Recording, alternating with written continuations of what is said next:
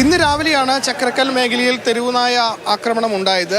ഈ ബസ് സ്റ്റോപ്പിൽ ബസ് കാത്തു നിൽക്കുന്നവർ, ആശുപത്രിയിലേക്ക് പോകുന്നവർ, റോഡരികിലുള്ളവർ, മദ്രസയിലേക്ക് പോകുന്നവർ, അങ്ങനെ വീടിൻ്റെ മുറ്റത്തും വീടിനുള്ളിലും കയറി തെരുവുനായ ആക്രമണം ഉണ്ടായി എന്നതാണ് ഏറ്റവും പ്രധാനപ്പെട്ട കാര്യം. മുഖത്തും കൈക്കും കാലിനും ഒക്കെ തന്നെ പരിക്കേറ്റ് കുട്ടികളും സ്ത്രീകളും അടക്കമുള്ളവർക്കാണ് കൂടുതലായി പരിക്കേറ്റത്.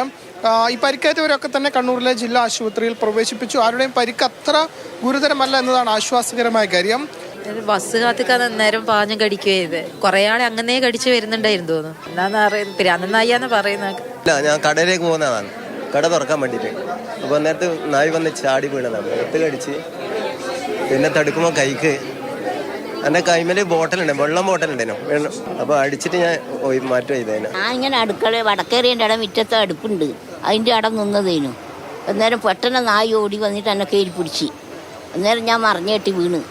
പിന്നീട് ഈ തെരുവുനായെ പിടികൂടാൻ ഒരു സംഘത്തെ തന്നെ, നാട്ടുകാർ ഒരു സംഘത്തെ തന്നെ പഞ്ചായത്ത് നിയോഗിക്കുകയുണ്ടായി. ചെമ്പിലോട് പഞ്ചായത്തിനും ഒപ്പം അഞ്ചരക്കണ്ടി പഞ്ചായത്ത്, ഈ രണ്ട് പഞ്ചായത്തുകളിലാണ് ഈ ആക്രമണം ഉണ്ടായത്.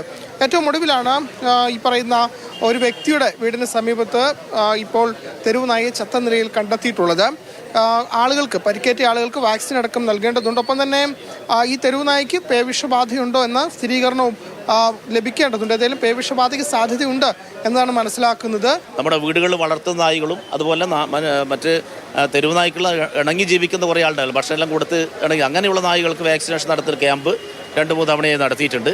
കുറേ എണ്ണത്തിന് വാക്സിനേഷൻ നടത്തിയിട്ടുണ്ട്.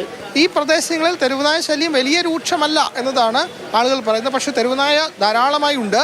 അപ്പോൾ തെരുവുനായ ശല്യം പരിഹരിക്കാൻ ശാശ്വതമായ ഇടപെടൽ, ഇനിയും ഇത്തരം സംഭവങ്ങൾ ഉണ്ടാകാതിരിക്കാൻ വേണം എന്നതുകൂടിയാണ് നാട്ടുകാരുടെ ആവശ്യം. കണ്ണൂരിൽ നിന്നും ഷാജു ചന്ദ്രപുരയ്ക്കൊപ്പം ഫെലിക്സ്, മാതൃഭൂമി ന്യൂസ്.